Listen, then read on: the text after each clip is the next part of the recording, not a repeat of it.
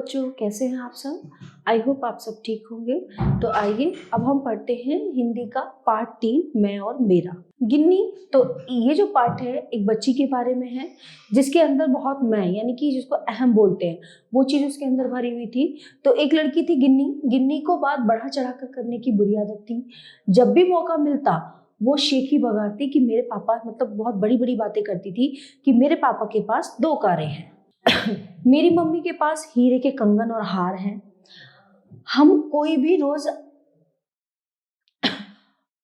हम रोज आइसक्रीम खाने जाते हैं, हम कोई भी काम खुद नहीं करते हैं, हमारे घर के सारे काम हमारे नौकर करते हैं। ठीक है, वो इस तरह से सब दोस्तों के बीच में ऐसी ऐसी बातें करती थी। तो क्या होता था, ये सब बातें उसकी किसी दोस्त को अच्छी नहीं लगती थी, किंतु क्या होता था, सब चुपचाप सुनते रहते थे, सब उसके दोस्त चुपचाप सुनते रहते थे। पर गिन्नी थी कि बस वो मैं, मेरा मेरा मेरा ये सब अपनी ही प्रशंसा, वो अपनी तारीफ खुद करती रहती थी।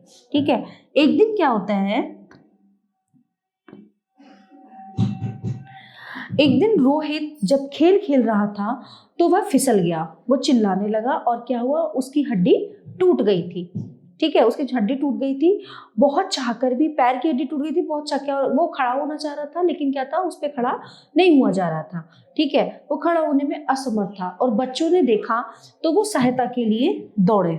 ठीक है, सारे बच्चे एकदम से उसकी हेल्प करने के लिए जाने लगे। और क्या हुआ, गिन्नी यूं ही खड़ी रही क्योंकि उसके अंदर बहुत ज्यादा वो घमंड था। तो वो यूं ही खड़ी रही, उसे लगा कि उसके कपड़ों पर कहीं धूल मिट्टी ना लग जाए, उसके कपड़े कहीं गंदे ना हो जाए। तभी साक्षी बोली, गिन्नी क्या तुम अपने पापा से कहकर गाड़ी मंगवा सकती हो? ठीक है, साक्षी ने उससे बोला कि तुम गाड़ी मंगवा लो, इसको चोट लगी, हम गाड़ी में डालकर इसको ले जाएंगे, तो ताकि उसमें रोहित को लिटाकर हम डॉक्टर के पास ले जाएं। तो फिर गिन्नी क्या कहती है, गिन्नी बोली उस लड़की का एटीट्यूड देखो कि गिन्नी बोली पापा इन छोटे मोटे कामों के लिए गाड़ी नहीं ला सकते। ठीक है, तो बच्चों ने फिर क्या किया, तुरंत एक रिक्शा बुलवाया और बच्चों ने बड़ी हिम्मत की, एक रिक्शा बुलवाया और सबने मिलकर रोहित को धीरे से उस पर बिठा दिया। वे उसे डॉक्टर के पास ले गए। तो फिर क्या होता है, इतने में रोहित की मम्मी भी आ गई। ठीक है, इतने में रोहित की मम्मी भी आ गई। गिन्नी ये देखकर हैरान रह गई कि रोहित की मम्मी को रश्मि अपनी कार में लाई थी। ठीक है, एक दोस्त थी रश्मि, वो भाग के घर गई, उसने अपने घर जाके बोला तो उसकी मम्मी ने ड्राइवर भेजा गाड़ी लेके। तो वो रश्मि जो है रोहित की मम्मी को गाड़ी में वहां पे लेके आई हॉस्पिटल में। ठीक है, रश्मि भी उसी की कक्षा में थी, किंतु उसने कभी अपनी सुख सुविधाओं की चर्चा नहीं की।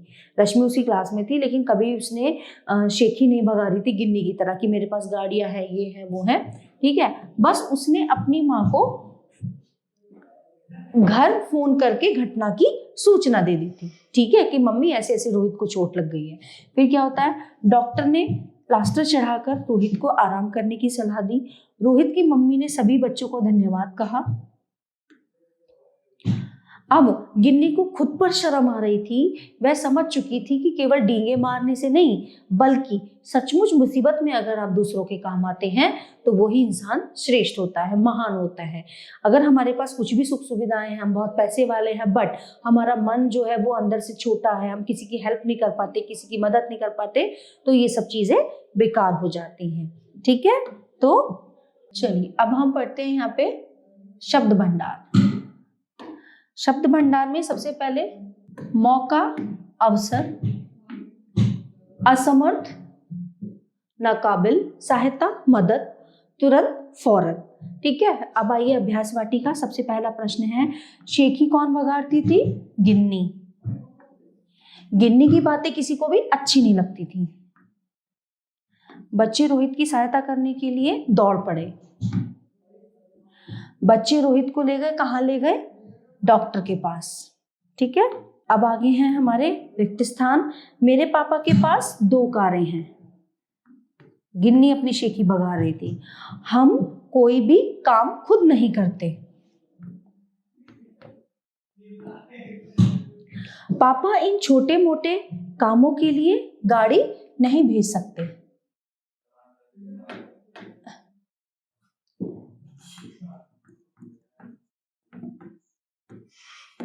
ठीक है,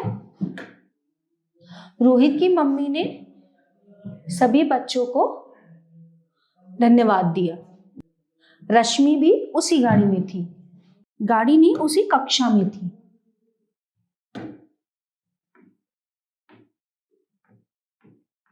क्योंकि उसने कभी अपनी तारीफें नहीं की तो किसी को पता नहीं चलता था।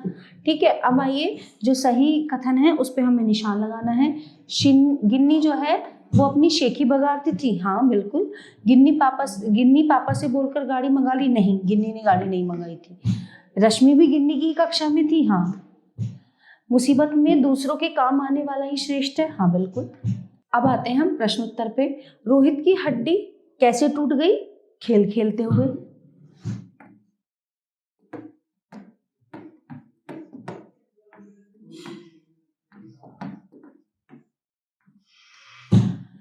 साक्षी ने गिन्नी से क्या अनुरोध किया?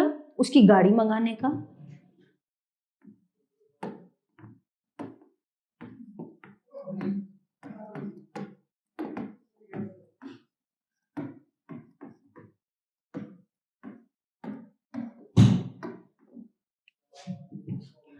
बच्चे रोहित को किस पर बैठाकर डॉक्टर के पास ले गए? रिक्शा पर।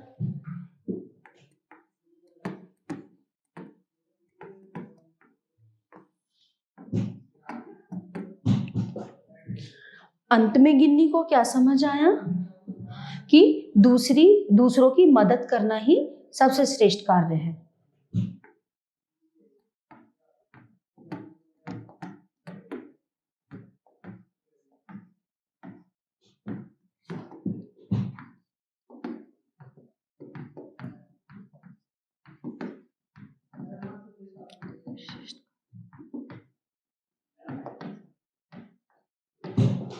ठीक है, आई होप आपको ये पार्ट बहुत अच्छे से समझ आया होगा। धन्यवाद।